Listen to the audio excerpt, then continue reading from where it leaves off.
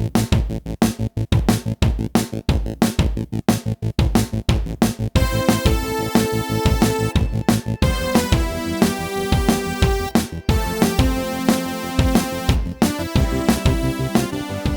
לכם, צופים ומאזינים יקרים.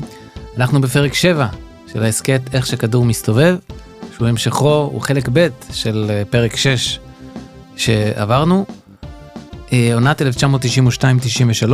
בליגה הבכירה בישראל בכדורסל גברים. אנחנו מציגים את העונה. בפרק הקודם, בחלק א', הצגנו את לקראת העונה, את ההכנות לעונה. הפרק הזה נצלול לעונת המשחקים עצמה. איתי ממשיך אורח, חבר, אורי וייספלנר. שלום, שלום. שלום אורי. אני חשבתי שנכניס לפרק הקודם גם את משחקי ההכנה, אבל הערכנו בדיבור כי אנחנו שנינו אוהבים לדבר וכי זה היה מעניין. אז אנחנו נתחיל את הפרק הזה במה שהחסרנו מהפרק הקודם, שזה החלק של משחקי ההכנה. 3 השבועות הראשונים של ספטמבר, פחות או יותר, עד 20 בספטמבר, תחילת העונה. אז היו כמה משחקי הכנה נחמדים מעניינים באותו קיץ. ניגע בעיקר באלה שהיו להם נגיעות בינלאומיות. אז טורניר תל אביב. זכור לטוב. זכור לטוב, אולי בסדר. בעצם קיומו זכור לטוב. כן, זה היה טורניר שהתנהל בשנות ה-90 בהיכל הספורט ביד אליהו. בהתחלה ארגנה אותו הפועל תל אביב לזכרו של פיני להב שהיה חבר ההנהלה שלה. לאחר מכן זה עבר לניהול מכבי תל אביב. אבל הרעיון היה טורניר מרובע של יומיים עם קבוצות מחול, עם מכבי והפועל תל אביב ועוד 2 קבוצות מחול. אז לטורניר הראשון הגיעו 2 קבוצות מאיטליה, סטפנל טריאסטה, שנגיע אליה במהלך הפרק, קבוצה שפרצה אז בליגה האיטלקית עם שאיפות גדולות מאוד. לאחר מכן הקבוצה הזאת עברה למילאנו, כלומר קבוצת סטפנל זאת חברת אופנה, מן הסתם איטליה, צפון איטליה, טריאסטה. אז הם עברו למילאנו, הם עברו לאמץ את אולימפיה מילאנו, כי סטפנל טריאסטה לא האריך הימים. ואופנולה קזרטה, שהייתה קבוצה שיחקה במפעל האירופי הבכיר בעונת 1991-92, אז שתיהן שיחקו נגד 2 התל אביביות. בחצי הגמר האיטלקיות ניצחו את התל אביביות בהפרשים של 9 נקודות. בגמר, אם זה מעניין אותך, טריאסטה ניצחה את קזרטה. אותנו יותר מעניין המשחק על המקום השלישי, מכבי תל אביב, שכבר התחילה, היו לה קצת טעימות של משחקי הכנה במחנה האימונים בחול, הפסידה. מכבי הפסידה באותה עונת הכנה, היא הפסידה בכל המשחקים שלה נגד יריבות אירופאיות, ואז היא הגיעה למשחק על המקום השלישי, נגד הפועל תל אביב, ששוחק אגב בתור המשחק המרכזי של הערב, כי זה מה שעניין את הקהל, אז עשו קודם את הגמר ואז את המשחק על המקום השלישי. מכבי נגד הפועל תל אביב, כמה נגמר? 110-70 למכבי. כן, זה המשחק שאמרתי בפרק הקודם שהיו שמועות ששחקני הפועל תל אביב רצו לעשות סבוטאז' לרדנקו דוברש כדי להעיף אותו מהקבוצה. אז אומרים שהאמת הגיוני, מכבי לא הייתה כזאת טובה בשביל לנצח את הפועל ב-40 הפרש. אז זה קצת ניפח את החזה למכבי. הפועל קצת הורידה את הראש. בהמשך אותו חודש, ספטמבר, הגיעו לארץ 2 קבוצות גדולות מיוון, אריס סלוניקי ואולימפיאקוס פיראוס. אריס סלוניקי הגיע ל2 משחקים מעניין, שתיהן לא שיחקו נגד מכבי תל אביב. אריס סלוניקי שיחקה ב8 בספטמבר במלחה נגד הפועל ירושלים, של צביקה שרף, כן? זה 2 הקבוצות של צביקה במהלך העונה. בהחלט. אריס ניצחה 92-83, למחרת באוסישקין הלך והמהביל, הפועל תל אביב ניצחה את אריס סלוניקי, 88-83 אחרי הערכה. בשבוע שאחרי הגיע אולימפיאקוס פיראוס.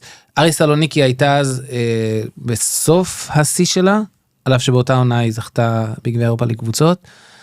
אולימפיאקוס פיראוס הייתה בתחילת הנסיקה שלה, בעונה שלפני 91-92 הייתה סגנית אלופת יוון, ב-92-93 היא התחילה רצף של זכיות באליפות יוון, שתוך עונה היא הגיעה לגמר גביע אירופה, בהמשך היא זכתה בגביע אירופה הראשון שלה ב-1997, ואנחנו מקליטים את התוכנית הזאת כשלפני 3 ימים הם זכו בגביע אירופה הרביעי שלהם.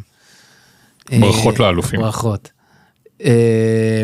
אז אולימפיאקוס שיחקה בראשון לציון נגד מכבי ראשון לציון, ראשון ניצחה, 66-58, זה היה ב-14 בספטמבר, ב-16 בספטמבר, אולימפיאקוס פיראוס שיחקה במלחה נגד הפועל ירושלים, לא הצלחתי להשיג את תוצאת המשחק הזה, לא כל העיתונים זמינים, גם הפועל חולון ניסתה לארח את פנתינייקוס, שאז הצטרף אליה ניקוס גליס באותו קיץ, עזב את אריס סלוניקי, הגיע לפנתינייקוס, חולון רצתה לארח אותם למשחק הכנה, אבל לא מצאה את המימון לכך, והמשחק לא התקיים.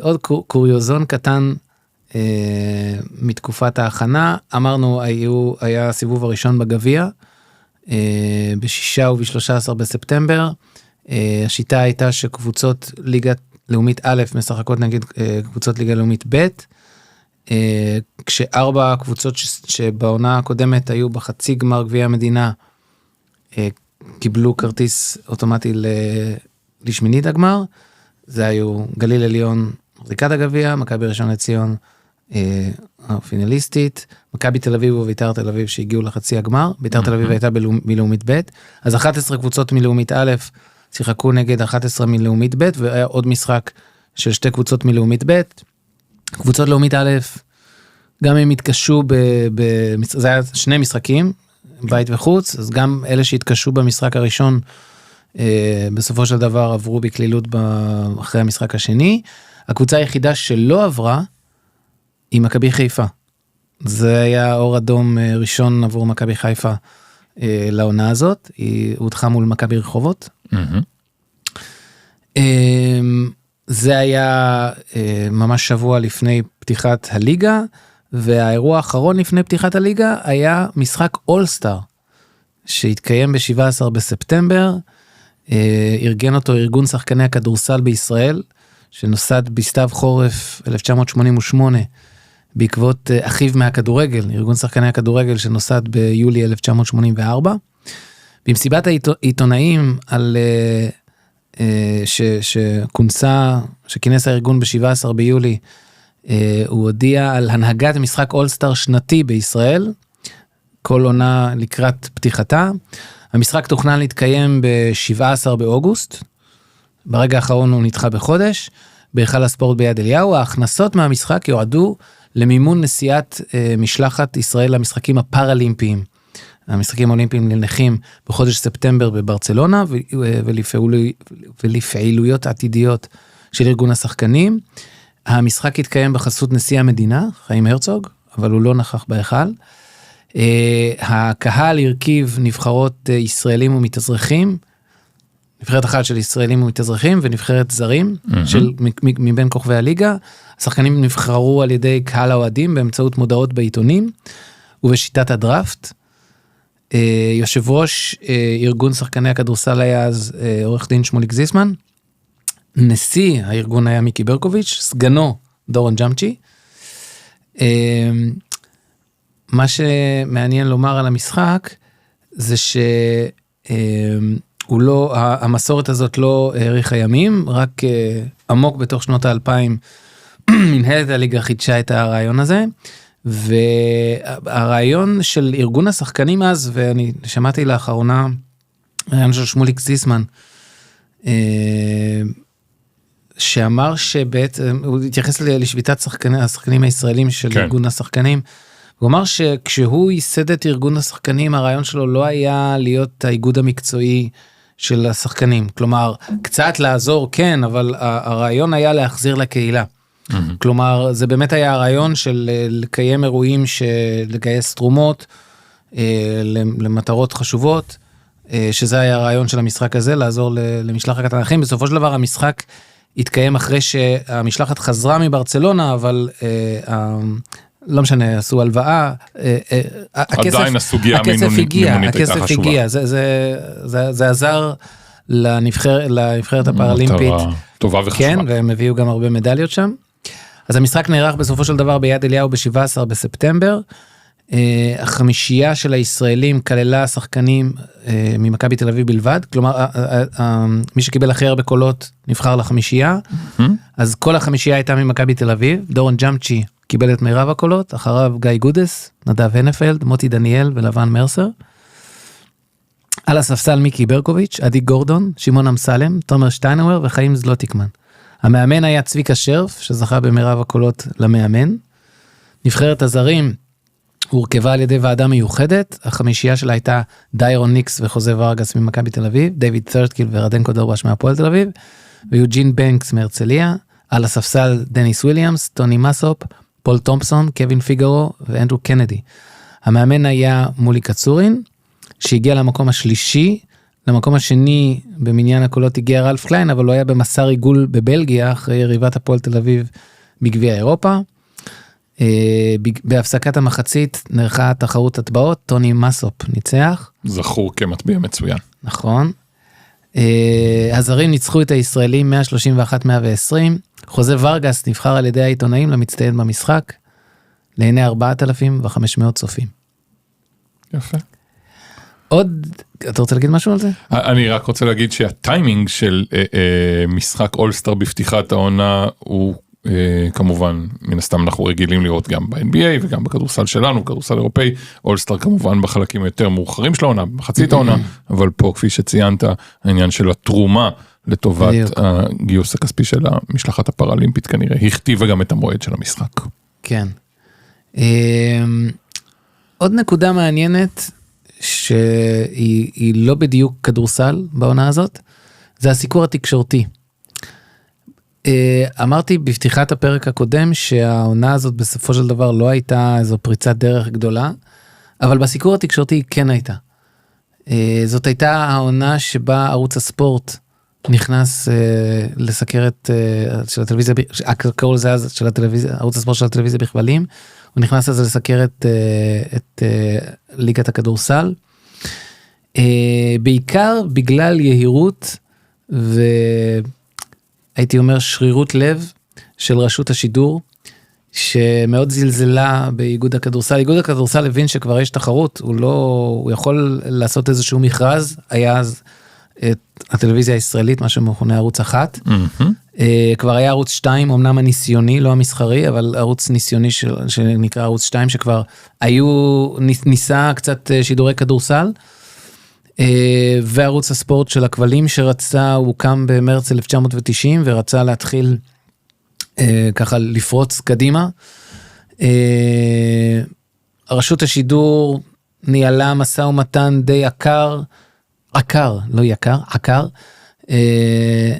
וגם אגב בעניין משחקי מכבי תל אביב בגביע אירופה, רשות השידור באה מאוד יהירה, הם ציפו שהם לא היו מוכנים לשלם למכבי, כלומר הם החליטו לשדר את משחקי הבית של מכבי, רק אם ייתנו לה את הזכויות בחינם. מכבי לא הסכימה, ולכן היא חתמה על חוזה עם ערוץ טלוויזיה מהונג קונג, שאז נקלט בארץ, שהתחילו להיות משודרים כבלים בארץ, קלטנו פתאום ערוצים מחוץ לארץ, אז ערוץ סטאר טיווי מהונג קונג, וכך אחרי סחבת איגוד הכדורסל החליט שאם רשות השידור כל כך יהירה, אז אנחנו נחתום עם ערוץ הספורט ונראה מי יצטער על זה. אז ב-21 בנובמבר איגוד הכדורסל הגיע להסכם עם הטלוויזיה בכבלים לשידור משחקי הליגה הלאומית בשנתיים הקרובות עם אופציה לעונה נוספת, זה נמשך עד היום. ההסכם שכולל את משחקי ליגות לאומית א', לאומית ב', נשים, גביע המדינה, הפלייאוף ומשחקי נבחרת ישראל בארץ, זה המון. נשיאות האיגוד אישרה את ההסכם ב-23 בנובמבר, ועוד באותו היום, 23 בנובמבר, שודר המשחק הראשון, הפועל הרצליה מול מכבי תל אביב, היה גם משחק דרמטי מאוד, הסתיים בשלשת ניצחון של דיוויד אנקרם, 72-70. שעוד נדבר עליו. נכון, ובמסגרת ההסכם, הערוץ גם מפיק תוכנית שבועית, לקראת כל מחזור. משהו על הדבר הזה. כן. יש אמירה שגורסת שהמהפכה תשודר בטלוויזיה. אז עונה 92-93 בכדורסל הישראלי אכן זכתה להיות מסופרת, כנראה כפי ששום עונה לפניה לא סופרה, והקהל בבית היה יכול לראות את התהפוכות של העונה הזאת, ואת הדרמות, ואת העלייה של גליל ושל הפועל תל אביב, ואת הירידה המשמעותית של מכבי, מה שנקרא בסלון ביתו. היו גם דמויות טלוויזיונית נהדרות. כן. פיני גרשון, הוא נולד למדיום הזה, והרבה מעבר להצלחות המקצועיות המדהימות שלו, הוא הרבה השם שהוא עשה לעצמו, זה גם הכלילות הזאת, ההומור, הנשיקות למצלמה, אתה זוכר? כמובן. ואני חושב שזה גם חיבב מאוד את הקבוצה הזאת, אותו אישית, את פיני ואת הגליל העליון, על הקהל. ערוץ הספורט שידר את גליל העליון גם בגביע אירופה, והם עשו עונה מצוינת בגביע אירופה, נדבר על זה עכשיו. נכון מאוד. וסך הכל, לכולם זה התלבש. זכה הכדורסל הישראלי, זכה ערוץ הספורט. זה היה ווין ווין לגמרי. בלי ספק. אוקיי, אז הליגה יצאה לדרך ב-20 בספטמבר 1992, כשכבר במחזור השני, שנערך ב-23 בספטמבר, שני דו-קרבים נהדרים. הפועל ירושלים עם צביקה שרף, מנצחת במלחה את מכבי תל אביב, גליל עליון מנצחת באוסישקין את הפועל תל אביב. הפועל לא הפסידה באוסישקין לאורך כל העונה הקודמת. זה היה הפסד ראשון שלה באוסישקין. היה סיפור גדול כי מייק גיבסון שנזרק מהפועל תל אביב הגיע ונתן משחק C, והפועל ניצחה ב9 נקודות, גליל ניצחה ב6 נקודות את הפועל תל אביב. בגומלין, בכפר בלום, הפועל ניצחה ב9 עם שלושה של סרטקיל בסיום, שהיא זאת שנתנה להפועל את יתרון הביתיות בפלייאוף. בסוף ספטמבר נכנסו הקבוצות הישראליות למעגל המשחקים בגביע אירופה. זה היה אחרי המחזור השלישי בליגה. האירוע הגדול של הסיבוב הראשון היה הפועל תל אביב. אמרנו בפרק הקודם, הפועל ניצבה בפני הזדמנות היסטורית, להיות בשלב הבתים של המפעל הבכיר. בעונה הקודמת, מכבי ראשון לציון קיבלה את ההזדמנות הזאת ולא עמדה בה. הפסידה לדן הלדר מהולנד. הפועל קיבלה את מאס פילס מחלן והפסידה. היא ניצחה בבית ב8 נקודות, הפסידה בחוץ ב14, 90-76. זה היה בתחילת אוקטובר. מעבר לזה, הפועל ירושלים ומכבי חיפה מודחות מגביע קוראץ'. מכבי חיפה, אחרי שהודחה מגביע המדינה, זה לא היה כזה עניין. הפועל ירושלים אגב הודחה נגד אנקרה. באותה עונה קבוצות ישראליות הפסידו בכל המשחקים שלהן נגד הקבוצות הטורקיות. אז ירושלים הפסידה פעמיים לאנקרה, הובסה בבית.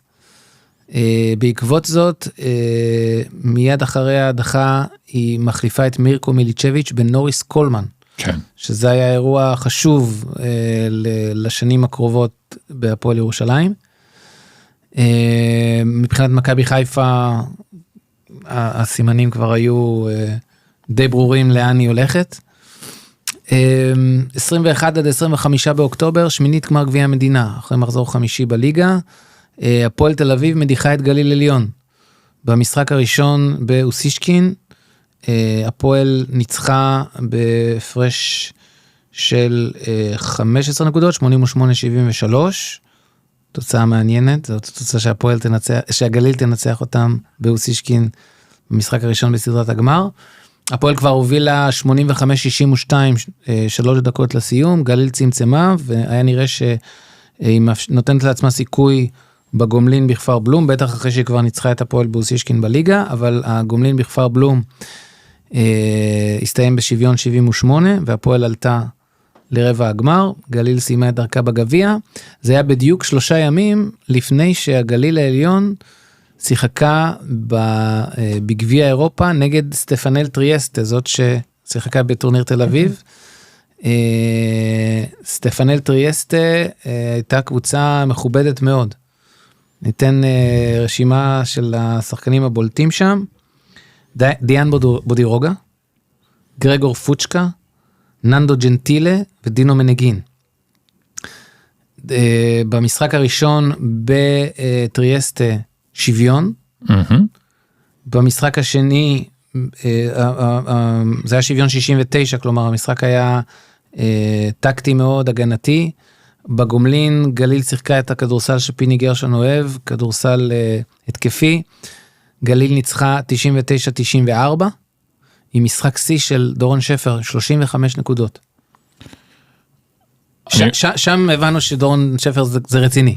ושם גם ראינו איך קבוצה ישראלית, בסך הכל עם 2 זרים, יודעת להתמודד מול קבוצה אירופאית עתירת תקציב וכוכבים. כן. מדגין כבר היה מן הסתם באמת בשלהי הקריירה שלו, אבל בודירוגה, פוצ'קה, ג'נטילה, שחקנים מצוינים שעוד נכונו להם קריירות גדולות. כן. 23 באוקטובר 1992, מכבי תל אביב אחרי גמגומים, במשחקי ההכנה, כבר היה לה הפסד ליגה 1, גם באירופה זה לא נראה משהו, ואחרי החרשות וניסיונות, מכבי מחליפה את 2 הזרים שלה ביום אחד. ביום שישי, 6 ימים לפני תחילת שלב הבתים של אליפות אירופה לקבוצות, דיוויד אנקרם ווינפרד קינג מחליפים את דיירון ניקס וחוזה ורגס. המאמן יעקב אדלר במסיבת העיתונאים שהתקיימה ביום שישי לרגל ההחלפה, אני מצטט, זו קבוצת החלומות שלנו. על שם כמובן נבחרת החלומות של ארצות הברית. זה היה 3 חודשים אחרי האולימפיאדה בברצלונה. זו קבוצת החלומות שלנו, ואיתה נעשה את המקסימום. אמר ולא ידע. אמר ולא ידע, ולמותר לציין שנבחרת החלומות האמריקאית ההיא באמת כללה את הטוב שבטוב, כן. של כוכבי NBA דאז, מייקל ג'ורדן כמובן, מג'יק ג'ונסון, לארי ברד, דרקסלר, יואינג, רובינסון, קרל מלון. הייתי משתמש אפילו בביטוי עזות המצח, לומר על 2 שחקנים זרים, חדשים, שמגיעים, שהם חלק מנבחרת חלומות בקונוטציה. הגיעו מפוקפקים. כן. זה לא שהבאת כוכבים. נכון. דיוויד אנקרם היה מלך סלים של קבוצות תחתית ביוון, ווינפרד קינג היה מבוגר, פציע. נכון. אין שום סיבה... לנקוט בלשון הזו. כן, גם העונה כבר רצה. ראית שאתה לא קבוצה גדולה. אז זה לא שהיית צריך את החוליה האחרונה כדי שזה יהיה מעולה, כאילו להעביר מקבוצה של 80-90 לקבוצה של 100. זאת הייתה קבוצה של 70 שאולי הייתה יכולה להגיע ל-75, זאת הייתה הרמה. זו אמירה, ושוב, לא בדיעבד, אמירה מוזרה גם לשעתה. ואתה יודע מה? אני חושב שהאמירות כאלה גם חיזקו את היריבות האחרות, את היריבות של מכבי, להבין שאוקיי, זה לא רק שמכבי נראית לא טוב, גם הניהול שלה, כאילו יש איזה עיוורון בניהול המקצועי שלה, ואם לא עכשיו, אי מתי? לפעמים כשאתה מתחיל איזשהו משבר, אתה לא תמיד יודע לזהות אותו, ודווקא המסתכל מבחוץ, לצורך העניין הקבוצות הישראליות האחרות, מזהות את זה טוב יותר ממך. כן. והצהרות של מכבי המשיכו להגיע, ב-1 בנובמבר, מחזור שישי בליגה, הפועל אילת מנצחת את מכבי ביד אליהו, שזה דבר נדיר מאוד אז. כן. הפועל גליל עליון עולה לראש הטבלה ל2 מחזורים רצופים. גליל עליון מאותתת שהיא הדבר, בעצם כבר הבנו, היא ניצחה באוסישקין, היא ניצחה את סטפנל טריאסטה, גליל עליון זה לא סתם. הפועל תל אביב מגמגמת, צריך לומר, בתחילת העונה היא די גמגמה, היא פתחה את העונה עם הפסד בהרצליה, לעולה החדשה 71-57, ואז אמרנו במחזור השני, הפסידה בבית לגליל העליון, כלומר היא התחילה עם 0-2, והסיבוב הראשון שלה היה די מגומגם, גם האכזבה בהפסד למכלן בגביע אירופה, גם בשלב הבתים שלה, במפעל שהגיע אליו, גביע אירופה לקבוצות, לא הבריקה להבדיל מגליל עליון שעשתה חיל, נדבר גם על זה. הפועל הייתה בינונית מאוד, אז גליל נראתה פתאום כמו הדבר. כן. בימינו אומרים זה IT, כאילו זה הדבר שמדברים עליו. זה היה ב1 בנובמבר, ב7 בנובמבר, במהלך חלון הנבחרות, פגרת הנבחרות, גיא גודס, במדעי הנבחרת, נפצע במשחק אימון מול מכבי ביד אליהו, אחרי התנגשות ברכיים עם לבן מרסר, מושבת עד תום העונה. רגע שאולי הוא אחד הרגעים המכריעים בכל העונה הזאת של מכבי תל אביב, גם בישראל וגם באירופה. אני מזכיר למאזינים ולצופים שלנו שדיברנו בפרק קודם על השחרור של חן ליפין ווילי סימס. כן. מכבי תל אביב ב8 בנובמבר מוצאת את עצמה עם קורן אמישה כמי שאמור לנהל את המשחק. לבד. כן. זה היה מכריע כמו שאתה אומר, אבל צריך להגיד שגם עם גיא, על אף שגיא אפשר להגיד הצטיין במשחק הראשון בבית הגמר, בשלב הבתים, בגביע אירופה, בניצחון על חובנטות בדלונה, מכבי הייתה בינונית מאוד גם עם גיא. כלומר, אולי זה היה קצת יותר טוב. האם עם גיא גודס, מכבי הייתה אלופה? לעולם לא נדע. לא נדע. אבל אין ספק שהפציעה הזו, ואחרי זה בבתים קצת יותר רחבים גם, גיא היה שחקן קצת יותר פציע, קשה לשחקן להיעדר תקופה ארוכה, פציעת בערך כפי שאמרת. כן. רגע באמת מכריע בעונה הזו, ובאמת נותרנו קצת חשופים בצריח, מה שנקרא בעמדת הרכז. מכבי נותרה די חשופה, ואני חושב שעוד דבר ברמה המנטלית, מכבי של 1991-92 הייתה אכזבה בעיקר ברמה המנטלית. כלומר, זאת הייתה קבוצה טובה שלפרקים שיחקה כדורסל מצוין, אבל היו לה הרבה נפילות תוך כדי המשחק, והיו הרבה משחקים, למעשה היא איבדה את גביע המדינה, נכון, דיברנו על ההפסד של בחצי הגמר לגליל עליון, מכבי הובילה במחצית בהפרש של 11 נקודות, והפסידה ב-11 נקודות, כלומר, במחצית השנייה גליל עשתה מהלך של 22 נקודות,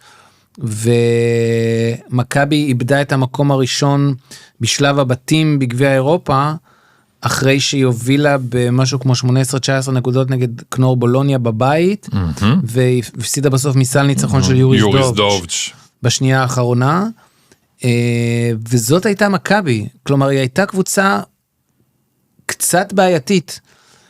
למה אני אומר את זה עכשיו? כיוון שכששחקן נפצע, אז קבוצה בריאה מתלכדת ואומרת, אוקיי, נעשה את זה בשביל גיא. אבל היחסים המעורערים בין השחקנים, ודייוויד אנקרם בעניין הזה הכניס הרבה שליליות בתחרותיות שהייתה לו עם דורון ג'אמצ'י, מוטי דניאל לא חיבב אותו כבר מההתחלה, אז בתוך הקבוצה הזאת, זה לא הביא להתלכדות של הקבוצה, להפך.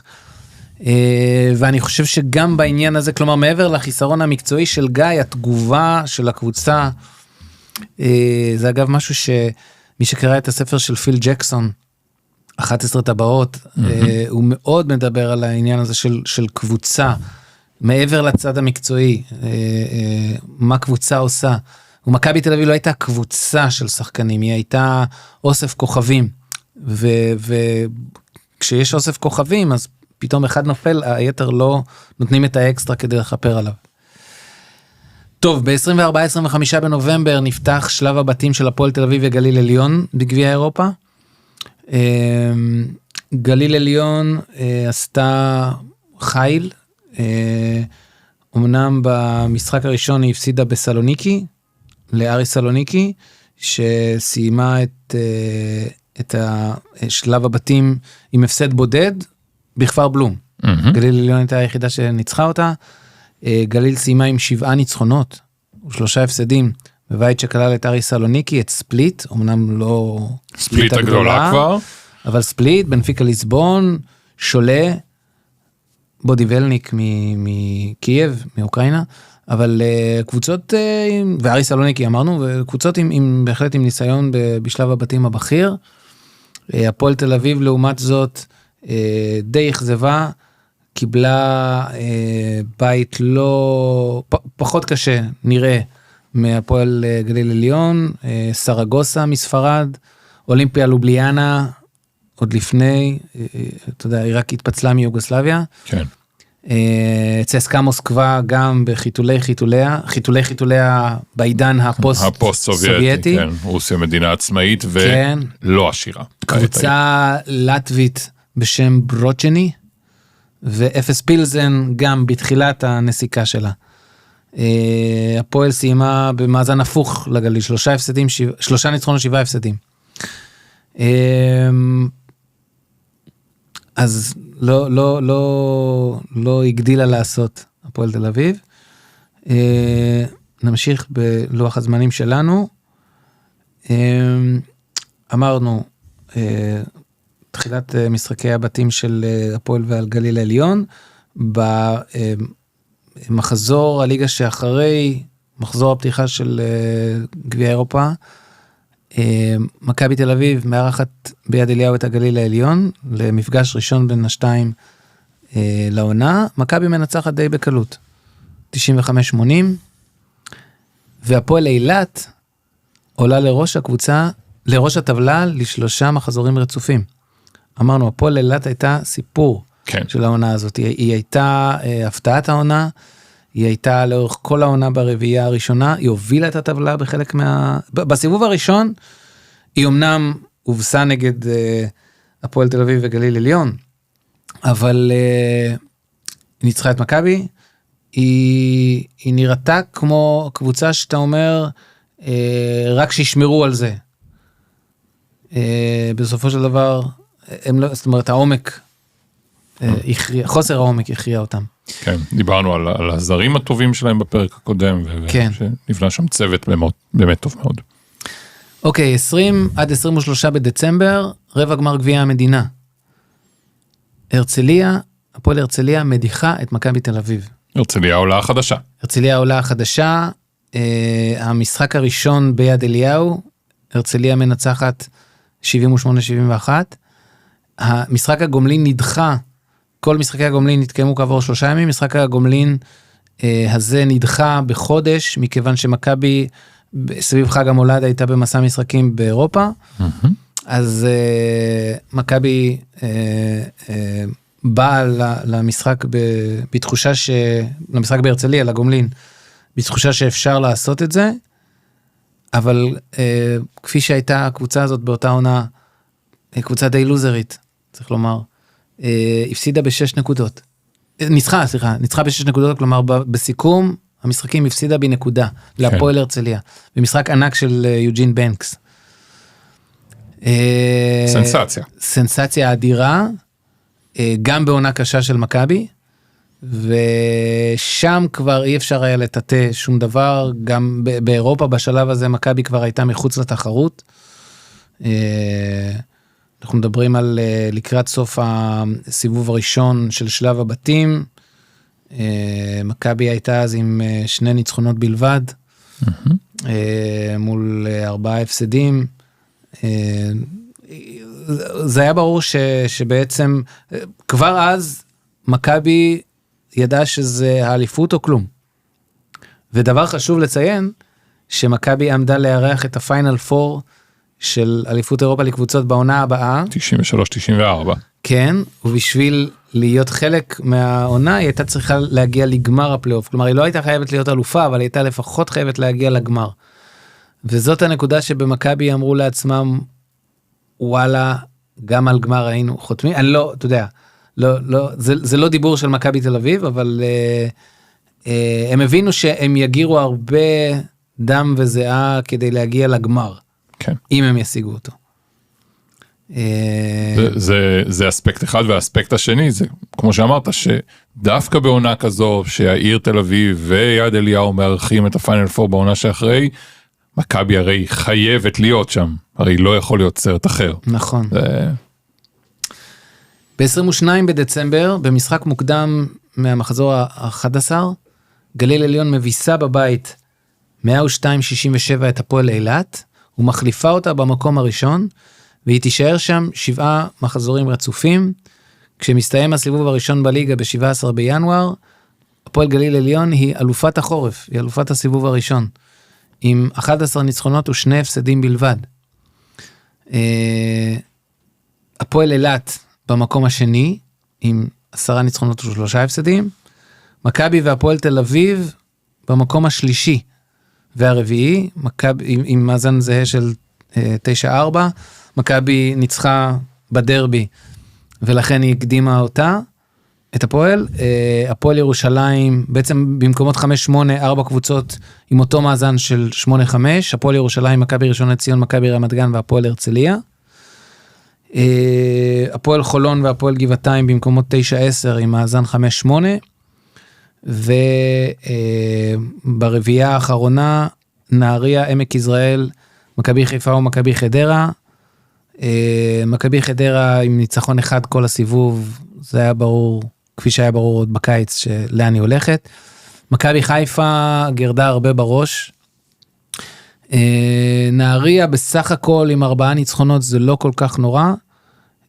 גבעתיים לדעתי התעלתה על הציפיות שלה עם 5 ניצחונות. הרצליה הייתה אולי הפתעת הסיבוב, 8 ניצחונות ליגה והדחה של, בעצם ב-17 בינואר עוד לא הייתה הדחה, אבל 3 ימים אחר כך היא הדיחה את מכבי תל אביב, והרצליה בהחלט הייתה המרענן הרשמי של הליגה. זה הפועל חולון, כפי שהיא ציפתה, הייתה מסובכת עם 5-8. מכבי, עברנו על זה ככה, 4 הפסדים בסיבוב. כן. ברוב העונות, עד אז היא לא הגיעה ל4 הפסדים בכל העונה, כולל הפלייאוף. אז באמת במבט על הטבלה הזו, אתה רואה בעיניי 2 דברים מרכזיים. קודם כל, הצמרת הגבוהה באמת כבר לא שייכת לתל אביביות. נכון. יש כאן את הפועל גליל עליון במקום הראשון. קצות הארץ. שני קצות הארץ. והפועל אילת אילות במקום השני. הדבר השני שצריך לדעתי לשים אליו לב, זה שיש ניצחון אחד בלבד שמפריד בין מכבי תל אביב שבמקום השלישי לבין הפועל הרצליה שבמקום השמיני. נכון. כל הקבוצות ב8 המקומות הראשונים מסתכלות על העונה הזאת, מסתכלות על מכבי תל אביב ואומרות אולי יש כאן בכל זאת שחר של יום חדש והזדמנות גדולה מאוד מאוד עבורנו לעשות כאן משהו שלא ראו בכדורסל הישראלי הרבה מאוד שנים. כן. אז מכבי הפסידה באותו סיבוב גם למכבי רמת גן ולמכבי ראשון לציון. ראשון לציון אגב ניצחה באותה עונה את כל הגדולות אצלה בבית, גם את הגליל, גם את הפועל, גם את מכבי. חן ליפין אגב הצטיין, כמה אירוני. בהובלת הטבלה בסיבוב הראשון התחלקו 4 קבוצות, גליל עליון, אלופת הסיבוב, הובילה את הטבלה במשך 6 מחזורים מתוך 13, מכבי והפועל אילת הובילו ב3 מחזורים, כל אחד צריך להגיד לגבי מכבי, בעיקר היא קיבלה הגרלה קלה, היא קיבלה את מכבי חדרה במחזור הראשון, אז מבחינת הפרשי הסלים, היא הובילה בעצם בזכות הפרשי סלים, הפועל אילת הובילה 3 מחזורים, את העונה, והפועל ירושלים בפתיחת העונה, גם על הפרשי סלים, ניצחה בהפרשים מאוד גדולים, את מכבי חיפה, 134-89 במחזור הרביעי. וואו. כן. 134 נקודות. כן.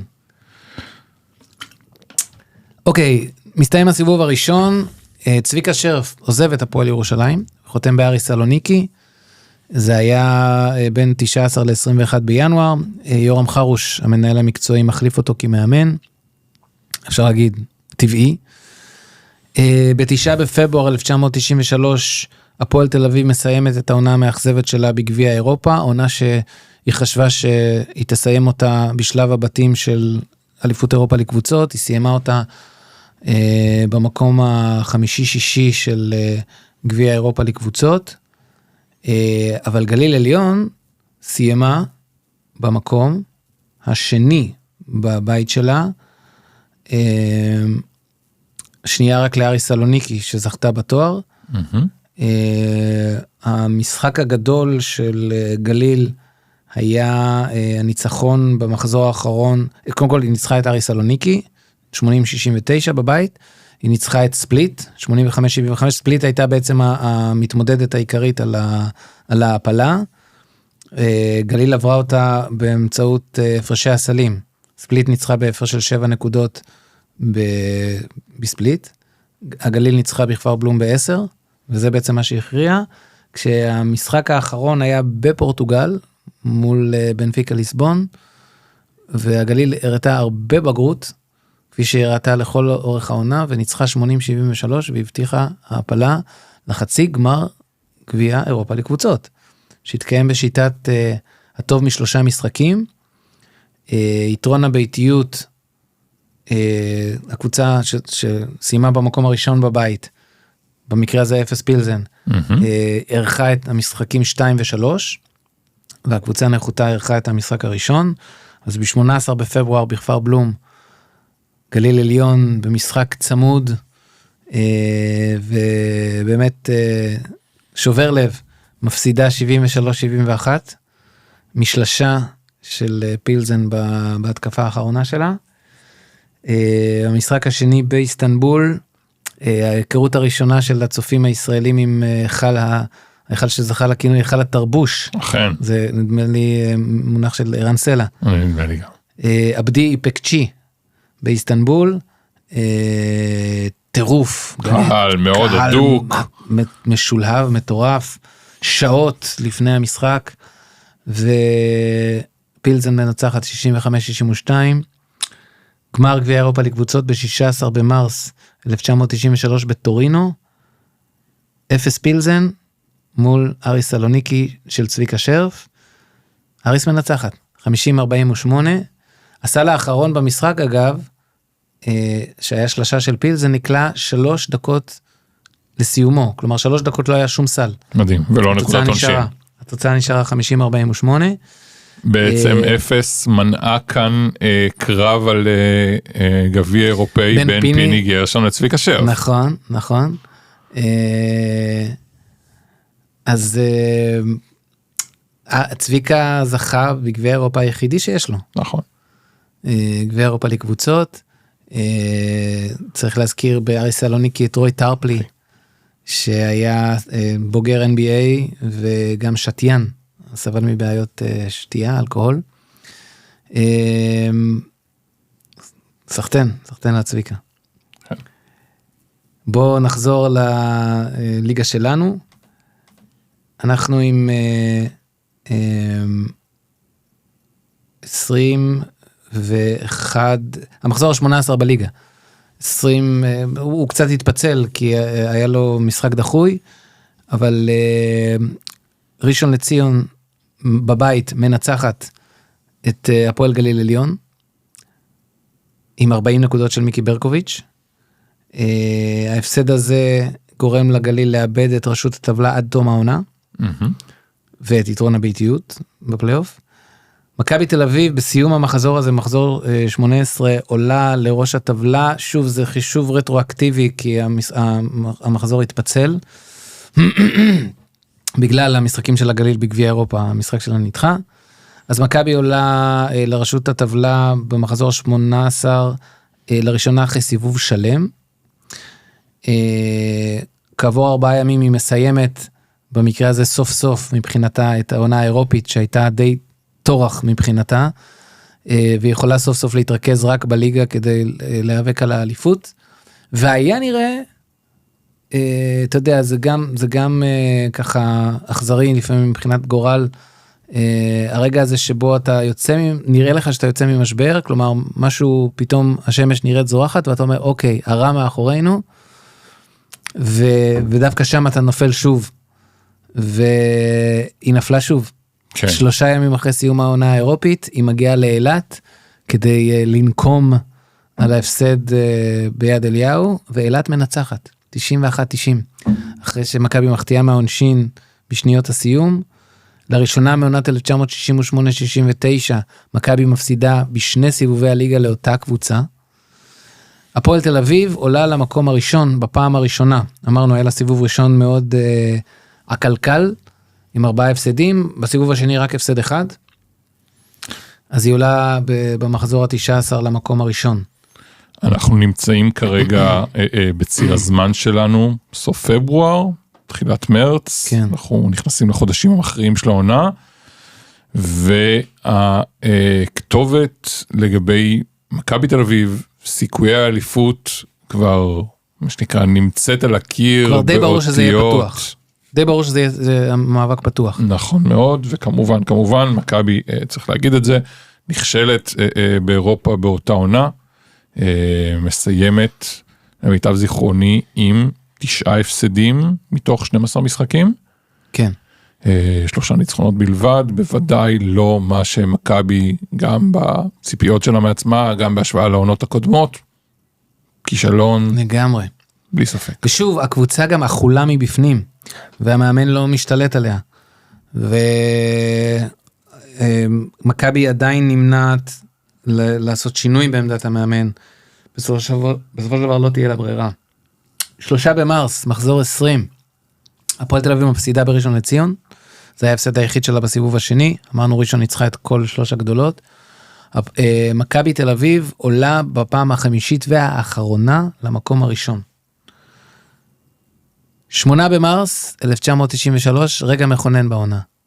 מכבי תל אביב מגיעה לכפר בלום, חוששת, היא לא חשבה לרגע שיהיה לה קל, בוא נגיד שאם מכבי בסיבוב הראשון ניצחה ביד אליהו ב-15 הפרש את הגליל, היא לגמרי הייתה חותמת על הפסד ב-14 נקודות, והיא חטפה כפול מזה. 28 נקודות הפרש, 97-69. אני חושב שזאת הייתה הנקודה שבה מכבי הבינה שאם היא תלך לסדרה מול הפועל גליל עליון בלי יתרון ביתיות, היא לא תעבור. כבר כמעט חודשיים לפני, אנחנו רואים את השבר, מזהים את השבר. אני חושב שזאת הנקודה שבה מכבי גם הבינה שבמקום הראשון בליגה הסדירה היא לא תהיה. כן. ואם נגזר עליה להיות בסדרת חצי גמר, אפילו בלי יתרון ביתיות, אז לפחות שזה יהיה מול הפועל תל אביב, כי זה היה נראה שהמאצ'אפ נגד הפועל בכל זאת טוב יותר. גליל הייתה קבוצה מאוד נלהבת, והיא צברה את ההתלהבות שלה הזאת תוך כדי העונה.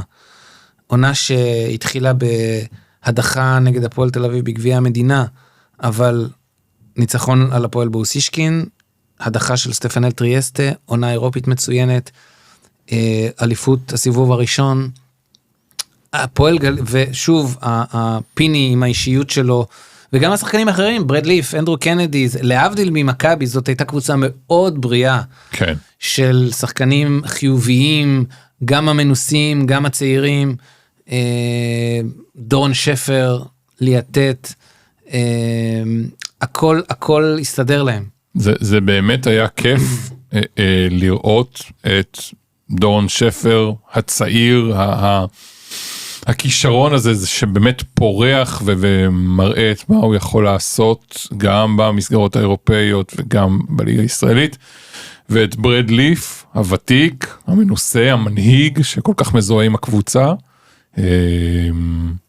השילוב של השניים הללו, אני חושב שזה חלק ממה שעשה את הקסם של גליל באותה עונה. כן, והיא האמינה, היא מאוד האמינה. אמונה בהחלט הייתה חלק חזק שם.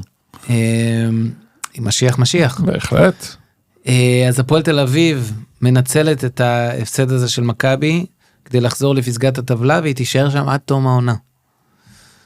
במחזור ה-22, 14 במרס 1993, הפועל אילת מנצחת בחוץ את הפועל עמק יזרעאל, ופותחת פער של ניצחון וחצי על הפועל ירושלים מהמקום החמישי, שמפסידה בבית להפועל תל אביב 78-76.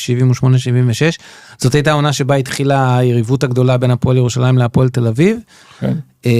אבל צריך לומר שבעונה הזאת, הפועל תל אביב ניצחה ב6 מתוך 8 משחקים. את הפועל ירושלים.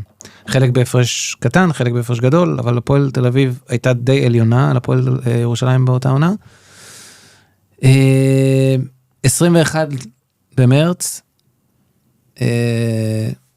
מחזור 23 בליגה, עוד אירוע משמעותי, הפועל תל אביב מעבירה את הדרבי הביתי ליד אליהו, מסיבות כלכליות, ומנצחת את מכבי אחרי הערכה, ואחרי שסגרה פיגור משמעותי בסיום 40 הדקות. משחק מעולה של רדנקו דוברש, וגם דיוויד טרטקיל. משחק שהייתה לי, מה שנקרא, שנכחתי בו, ביד אליהו. אכן זכו כמשחק דרמטי, הזכרנו בפרק הקודם את אמינאווי. כן. אז אמינאווי במשחק הזה, בדקות הסיום, בהערכה, נתן את האקסטרה שלו, והפועל ניצחה את מכבי ביד אליהו אחרי הערכה, כלומר גם זכתה בהכנסה הכספית הגדולה יותר, וגם ניצחה את מכבי. כן. זה היה הקש ששבר את גב הגמל במכבי תל אביב, ויעקב אדלר סיים את דרכו. הוחלף על ידי העוזר שלו אלי קנטי, לפי שמועות שלא הוחשו, הייתה פנייה למולי קצורין, שאימן אז את הפועל הרצליה, אבל כלומר הוא היה באמצע העונה, כבר היה ברור שהרצליה לא תגיע לרביעייה הראשונה, אבל כמובן שהוא סירב, אף מאמן לא היה לוקח קבוצה חולה, חודשיים לסיום העונה, עם מה בדיוק יש לך לעבוד.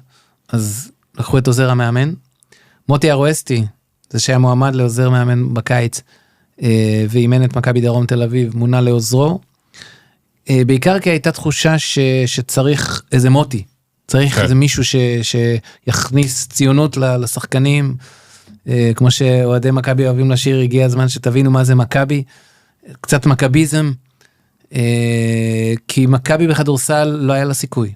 מכבי בשלב הזה בנתה על הרוח, על העוצמות, על ההיסטוריה, על הקהל, על אף שהקהל של גליל ושל הפועל היה מאוד נלהב בתקופה הזאת. וצריך באמת להגיד שהתחושה אז הייתה שצריך לנסות להציל את הספינה הטובעת. כן. כלומר, הספינה הטובעת זה לא מונח קל, אבל זאת הייתה התחושה. התחושה שהייתה שאנחנו עומדים בפני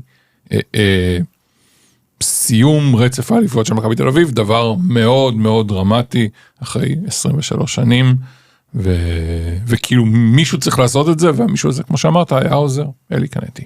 כן. יומיים קודם התקיימו משחקי חצי גמר גביע המדינה ביד אליהו, הפועל תל אביב הדיחה את הפועל ירושלים, והפועל גבעתיים ניצחה את הפועל הרצליה, בעצם הרצליה זה מה שהיה לה, אני חושב כשהרצליה הפסידה בחצי גמר הגביע כבר לא היה לה על מה לשחק, וזאת כביכול הייתה הזדמנות של מכבי לפנות למולי קצורין, אבל הוא סירב, כך נאמר, זה לא פורסם רשמית. 4 ביולי 1993 מסתיימת הליגה הסדירה, 26 מחזורים, הפועל אילת מאבדת את המקום הרביעי ברגע האחרון אחרי 4 הפסדים רצופים. זאת הייתה הפעם הראשונה מתחילת העונה שאילת מחוץ ל4 הראשונות, והפעם הראשונה ממחזור רביעי שירושלים כן בין 4 הראשונות. מעניין שערוץ הספורט צילם קדימון כן.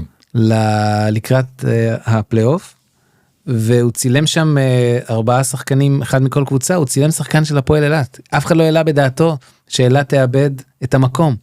בסופו של דבר הפועל ירושלים עלתה במקומה. מדהים, אתה יודע, אילת לא הייתה זוכה באליפות. נכון. אילת לא הייתה מגיעה לסדרת הגמר. אבל זה היה סיפור עצוב בשביל הפועל אילת. זה היה שובר לב. כן. היא לא הגיעה עד הגלגול הבא שלה, בעשור העשרה של שנות ה-2000, היא לא הגיעה, בסוף שנות ה-90 היא הגיעה עם משה לויינקרנץ, היא הגיעה לגמר הפלייאוף. אבל זאת הייתה נקודה שהייתה שוברת. יש משהו בעונה של קבוצת ספורט, שוב, על כל הקשיים וכולי, יש משהו מאוד קשה שאתה באמת עובד קשה ומשחק טוב, ואתה כאילו כביכול רואה את המטרה שלך מול העיניים, ואתה מרגיש שאתה יכול לעמוד בה, ואז באמת בסוף היה שם, כמו שאתה אומר, רצף של 4 הפסדים, ואילת נאלצה להסתפק במשחקים על מקומות 5-8. ומבחינת הפועל ירושלים, אני חושב שזה היה עוד לבנה בבניין שהם בנו, האמונה שלהם בעצמם, שיש בהם משהו שהם יכולים להגיע בסופו של דבר. ירושלים, אנחנו יודעים, מתחה את הפועל תל אביב עד למשחק חמישי, כן. בסדרת חצי הגמר, וזה כבר היה ברור שהפועל ירושלים היא אחת מ4 הקבוצות המובילות של הכדורסל הישראלי. וזה משמעותי. עונה מאוד משמעותית. כי זה לא היה ככה בשנות ה-80. אין ספק, עונה מאוד משמעותית מבחינתה. בשנות ה-90 הם התחילו להיבנות לקראת זה. וגם לסדרה הזאת, למרות שזה רק 5 משחקים, ולמרות שהפועל תל אביב ניצחה ועלתה לגמר וכולי, זה בהסתכלות שלי יש בסדרה הזו, לא רק בכל העונה, גם בסדרה הזו יש משהו שתרם, כמו שאתה אומר, זה היה עוד לבנה אחת בבניין שהפועל ירושלים בנתה לעצמה, כדי להפוך לגורם באמת מוביל ומשמעותי בכדורסל הישראלי. עם סיום העונה הסדירה, רלף קליין, שהוא אלוף, הפועל תל אביב הייתה קבוצה במקום הראשון, בסיום העונה. בואו באמת אולי נעבור על הטבלה. הפועל תל אביב במקום הראשון, עם מאזן 21-5, הפועל גליל עליון במקום השני עם אותו מאזן, ומה שהכריע ביניהם זה בראש בראש, הפועל ניצחה בכפר בלום ב9, והפסידה באוסישקין ב6. הפרש הסלים של גליל עליון טוב יותר? הכללי, כן. אבל כמו שאמרת, בראש בראש, הפועל... מכבי תל אביב במקום השלישי עם 19 ניצחונות ו7 הפסדים. בעונה זה המון. כן. למכבי. במקום הרביעי הפועל ירושלים, עם 16 ניצחונות ו10 הפסדים, מאזן זה אלה הפועל אילת, גם ההפרש, ההכרעה הייתה בראש בראש. מכבי ראשון לציון סיימה שביעית, רמת גן שמינית, נהריה וחולון בסופו של דבר הצליחו להימלט מליגת המבחן, הפועל גבעתיים והפועל עמק יזרעאל התמודדו עם מכבי ירושלים ומכבי דרום תל אביב, מקומות 3-4 בליגה לאומית ב' בליגת המבחן, שתי הלאומיות א' עברו, זאת אומרת נשארו בלאומית א'. גבעתיים שגם הגיעה לגמר גביע המדינה. לגמר גביע המדינה נגד הפועל תל אביב, והצגה אותנו בשל כך בגביע אירופה, שקראו אז בטעות מחזיקות גביע, זה כבר היה גביע אירופה לקבוצות, אבל היא הייתה הנציגה שלנו. מכבי חיפה ומכבי חדרה נשרו לליגה השנייה, מכבי חדרה לא חזרה מאז, מכבי חיפה חזרה יחד עם הפועל תל אביב, אחר כך בעונת 1997-98.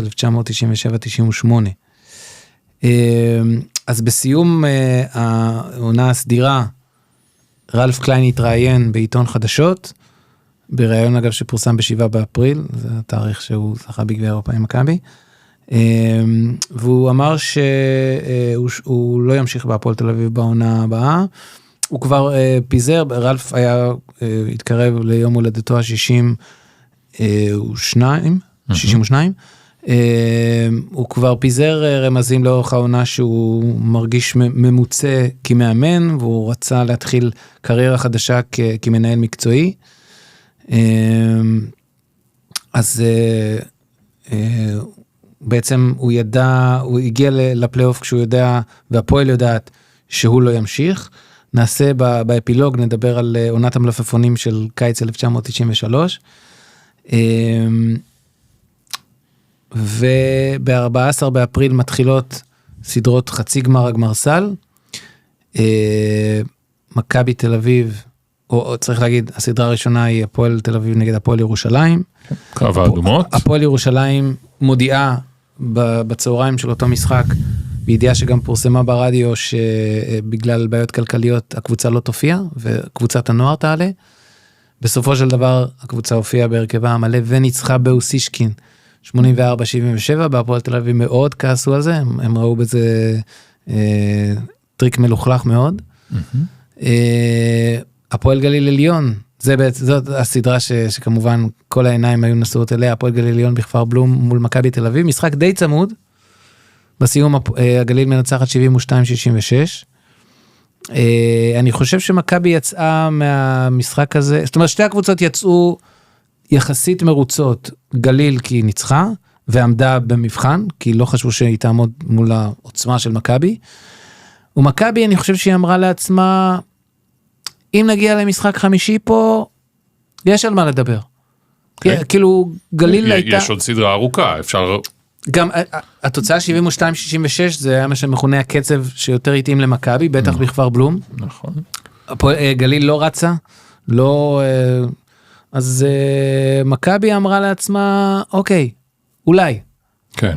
שזה מדהים, שמכבי תגיד לעצמה אולי. וגם גליל אמרה לעצמה, אולי.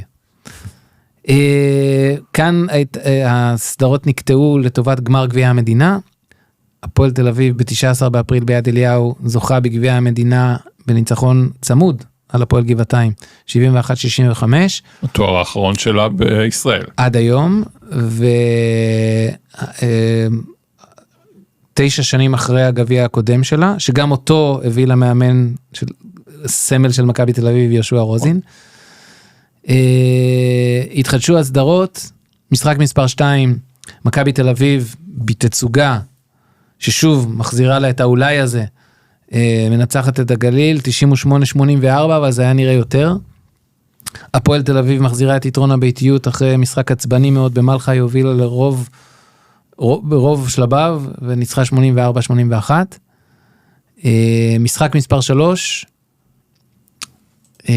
מספר 3, הקבוצות הביתיות ניצחו, גליל ניצחה, זה נגמר רק 93-87, אבל זה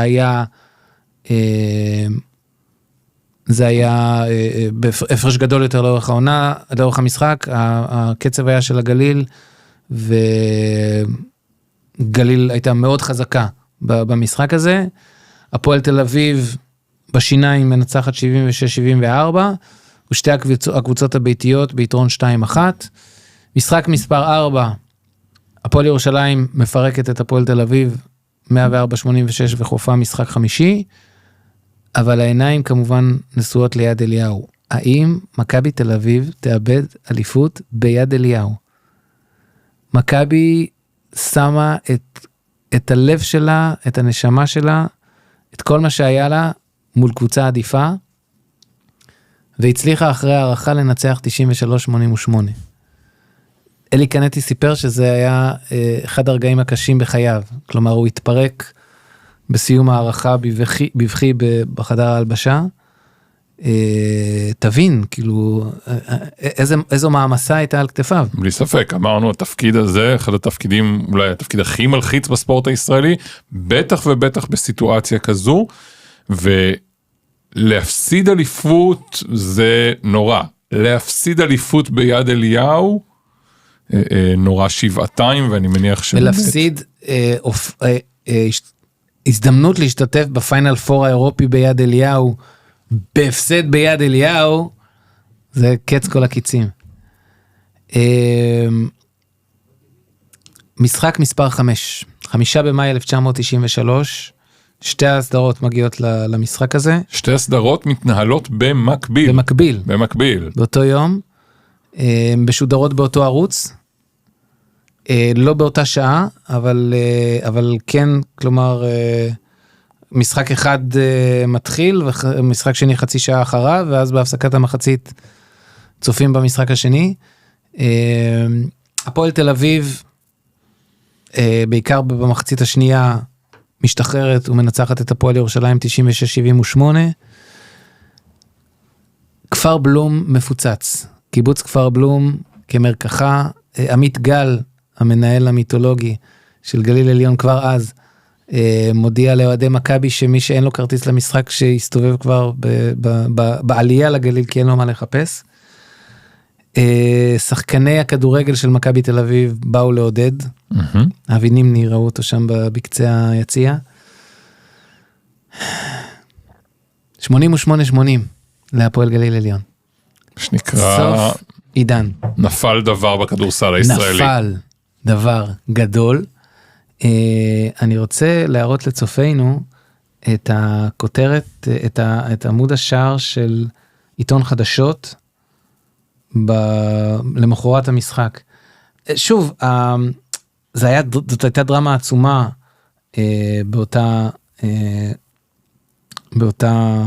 באותו רגע. בדיעבד זה באמת היה אנקדוטלי, אבל כן, הם עשו את זה כמו מודעה של סרט.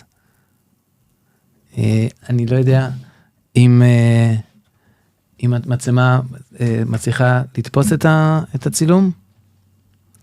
כן, השתתפו מיקי ברקוביץ', טל ברודי, מוטי ארואסטי, קווין מגי. בקיצור, הכותרת הייתה סוף, כאילו סוף האימפריה. כן, וזו הייתה התחושה, זו הייתה כותרת מדויקת. על אף שאתה יודע, גם אם אני חושב לכתחילה, כלומר, לחזור אחורה לקיץ 1993, אז אתה אומר לעצמך, אוקיי, מכבי לא יהיה עוד רצף כזה של 23 אליפויות, ואכן לא היה.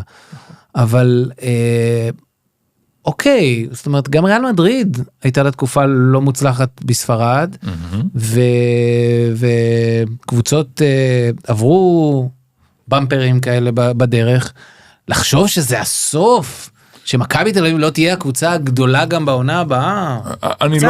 אני לא בטוח שזו הייתה הכוונה של מי שנתן את הכותרת. אני חושב שהכוונה הייתה שנגמר כאן איזשהו עידן. שחשבו שלא ייגמר? כן.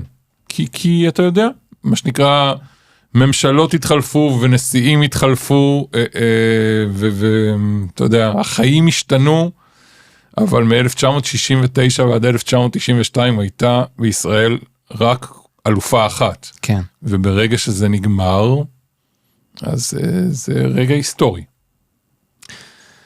אז הפועל תל אביב והפועל גליל עליון הגיעו לסדרת הגמר, שהייתה קצרה בזמן, כלומר הייתה דחוסה, כל 3-4 ימים משחק, בין 9 ל-19 במאי, יתרון הביתיות של הפועל תל אביב, במשחק הראשון, הפועל תל אביב מול גליל עליון באוסישקין, הגליל מגיעה ומנצחת 88-73. כשדייוויד ת'רדקיל מגיע למשחק מאוחר, אולי שטוי, אולי, מאוד כעסו עליו בעניין הזה. כמובן גם רלף עצמו. ברד ליף נפצע בלסת בתחילת המשחק הראשון, ולא חזר באותו משחק. ג'רי סיימון, שהזכרנו אותו בפרק הקודם, פתאום דרך כוכבו. לפעמים גם לדמויות משנה יש את ה-15 דקות תהילה שלהם. והיו לו קרוב ל-40, וגליל עליון ניצחה 88-73, זה היה ללא תנאי. זה היה חד משמעי. המשחק השני בכפר בלום, הגליל ניצחה גם בקלות, זה נגמר 87-74, אבל ההפרש קצת משקר, זה היה הפרש גדול יותר. דורון שפר 40 נקודות. זה היה כמעט, זה היה די סגור, 2-0 לגליל העליון. 16 במאי באוסישקין, אני חושב שהפועל כמו מכבי, שבועיים קודם, רצתה רק שזה לא יקרה לא יקרה אצלם בבית, לא יגזרו להם רשתות אצלם בבית. המכבי תל אביב לא הצליחה לגזור רשתות באוסישקין. ששחור לא יכבה את האור. כן, אז הפועל גליל עליון בא קצת זכוחה, כמעט מתחילת המשחק היה ברור שזה הולך רק לכיוון אחד, פיני הוריד את השחקנים כדי שיצברו כוח למשחק הרביעי, הפועל ניצחה 90-63, ובסיום המשחק פיני אמר, אנחנו צריכים להיות עיוורים, טיפשים ומטומטמים, או משהו. דעתי הוא השתמש גם במילה פסחים. פסחים, נכון, כדי לא לזכות באליפות הזאת. 19 במאי 1993, ערב יום ירושלים, או מוצאי יום ירושלים אני חושב, כפר בלום, מרכז הפיס בקיבוץ, הפועל גליל עליון מנצחת את הפועל תל אביב, תוצאת הסיום גם משקרת מאוד, 89-85, זה היה, המחצית השנייה הייתה די גרביץ' 2, והפועל גליל עליון זוכה באליפות, עונת הדובדבנים, כי פיני לאורך העונה דיבר על קצפת ודובדבנים, הוא אמר אני דובון ואני אוהב קצפת, אבל אחי אני רוצה את הדובדבן, והוא קיבל הרבה דובדבנים בחגיגות האליפות. אני חושב שהרגע שבו גליל באמת הראתה שהיא קרוצה מחומר מיוחד, אלה באמת שני המשחקים הראשונים בסדרת הגמר.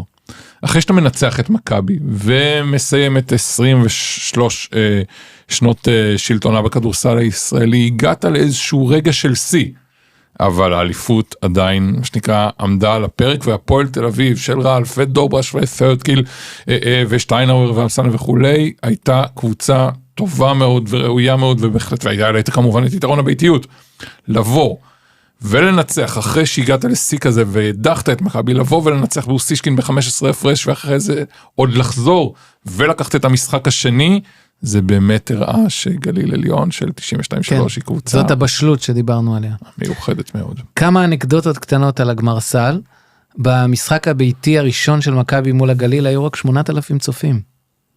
זה מדהים. זה מעיד על... כלומר, יד אליהו לא היה מלא, במשחק שמכבי נלחמה על החיים שלה. מעיד על השבר הגדול גם בין הקהל לקבוצה. במשחק השני, הביתי השני, משחק מספר 4, היו 9,500, גם עדיין, לא מלא. ווינפרד קינג הורחק מהמשחק הראשון בסדרה מול הגליל, בגלל תקרית עם קווין פיגרו ממכבי רמת גן, במשחק אימון ביד אליהו, 4 ימים לפני המשחק. ביום לפני משחק מספר 3, בסדרת חצי הגמר, גיא גודס חזר לאימוני מכבי תל אביב, בעיקר לצרכים פסיכולוגיים, צילמו אותו עם מדעי הקבוצה, כדי כביכול להפחיד קצת את הגליל, הוא לא שיחק, במשחק 5 הוא נרשם בסגל, אבל הוא לא שיחק, אלון בן זקן, פתח בחמישייה, כדי לעצר את צעדיו של דורון שפר, אלי קנטי אמר לו, אתה עוצר את דורון שפר, גם אם זה אומר ששניכם מסיימים את המשחק בבית חולים. והצד המכוער, תקרית שדה דוב.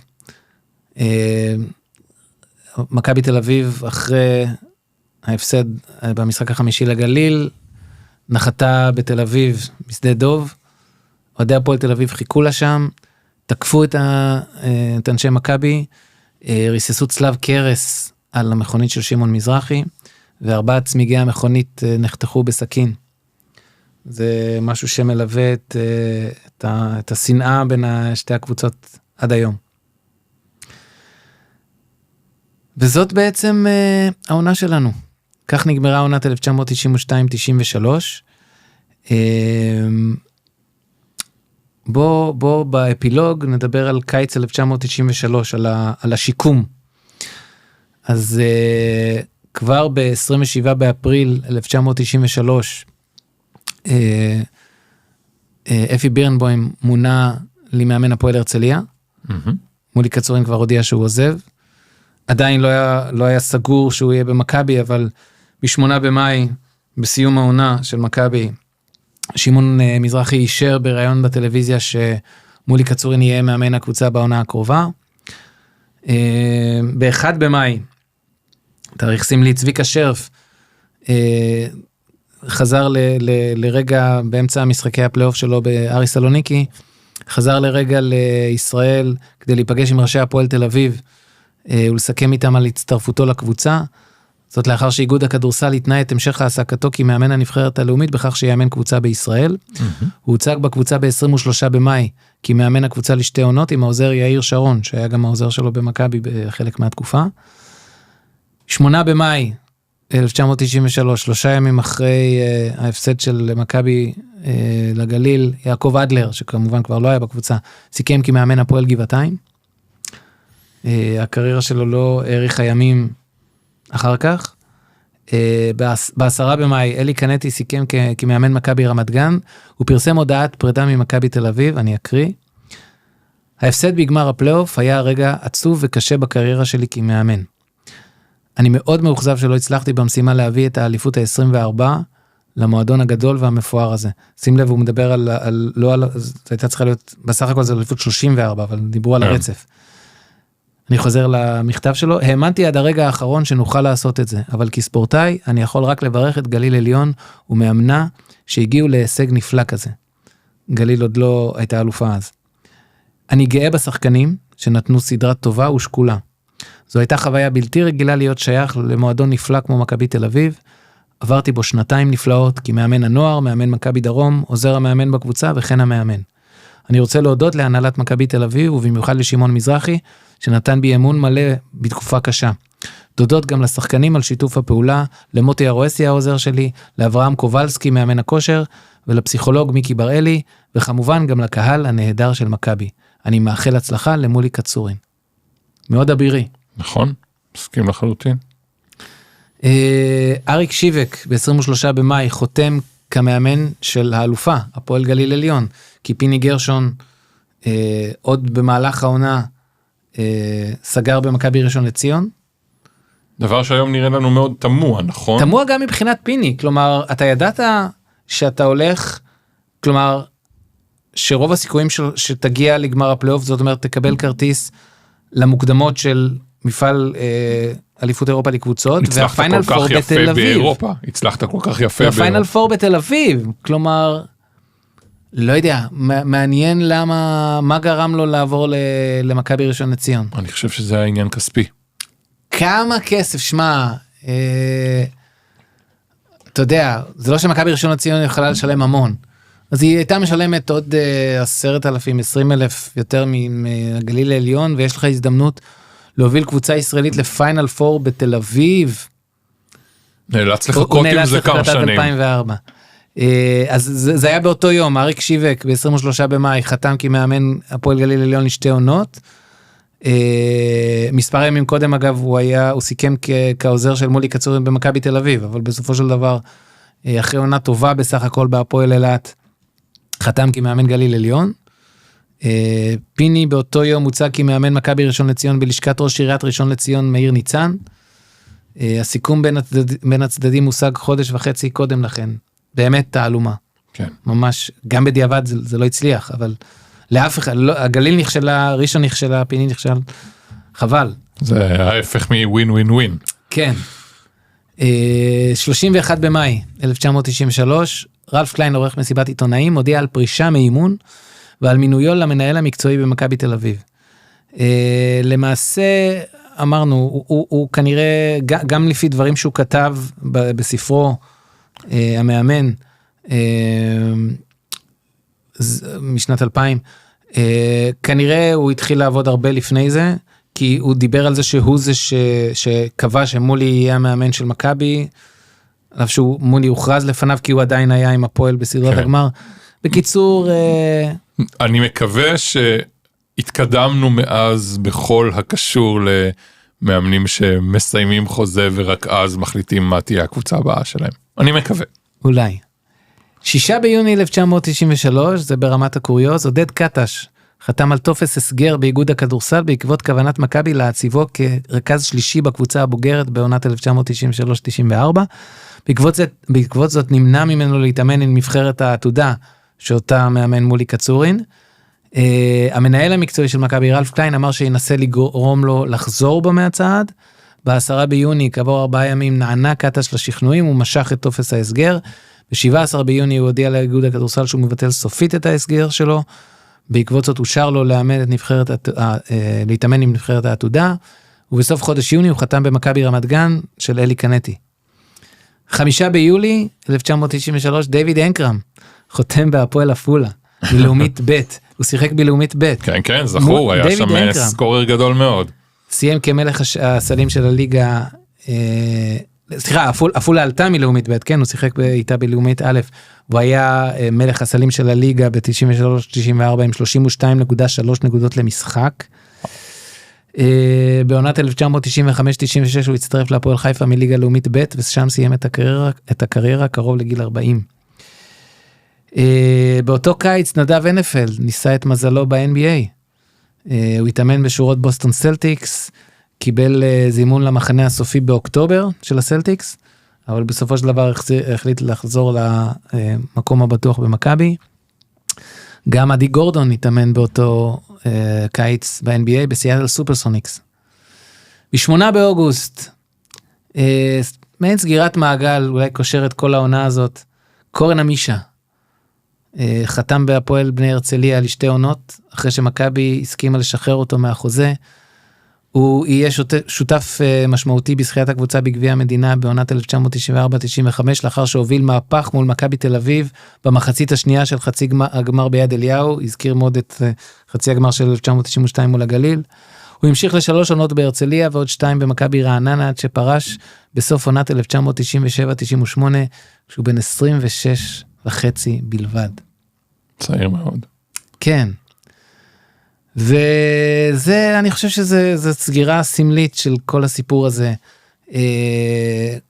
כמה דברים שנראו זוהרים ב-1992, נראו קבועים בקיץ 1993, אבל בסופו של דבר, מכבי זכתה בדאבל ב-1993-94, קצת נכתבה באירופה, בגביע קוראץ', אבל זכתה בדאבל, בעליונות ברורה, פתחה רצף חדש של 14 עונות, מכובד מאוד, של אליפויות, ובסופו של דבר זאת הייתה עונה של סיפור נהדר, אבל אנקדוטה בדרך.